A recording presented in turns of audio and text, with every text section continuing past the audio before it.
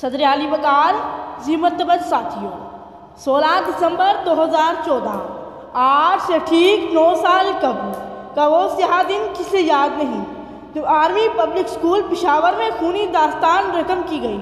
اس قیامت کو بیان کرنے کی نہ مجھ میں سکت ہے اور نہ میرا احساس اس کا حق ادا کر سکتا ہے، کیونکہ بندوق کی گولیوں کے شعلے اور گولیوں کی ترتراہٹ اور بچوں کی آہو بکا کا عالم برپا تھا۔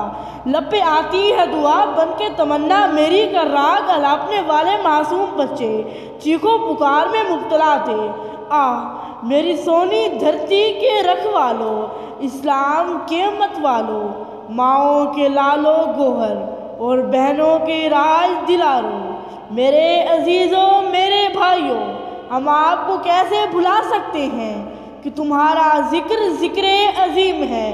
تم وہ شہید ہو جو قوم کی حیات ہے، تم نوید صبح ہو، ہمارا فخر، ہمارا غرور ہو، تمہیں وطن کی ہوائیں سلام کہتی ہیں۔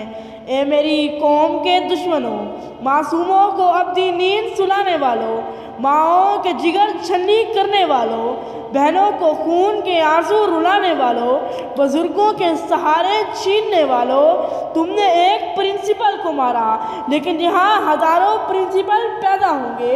تم نے 11 اساتذہ کو مارا، یہاں بے شمار اساتذہ پیدا ہوں گے۔ تم نے ایک تیمور کو مارا، یہاں لاکھوں تیمور پیدا ہوں گے۔ تم نے ایک سلیمان کو مارا، یہاں لاکھوں سلیمان پیدا ہوں گے۔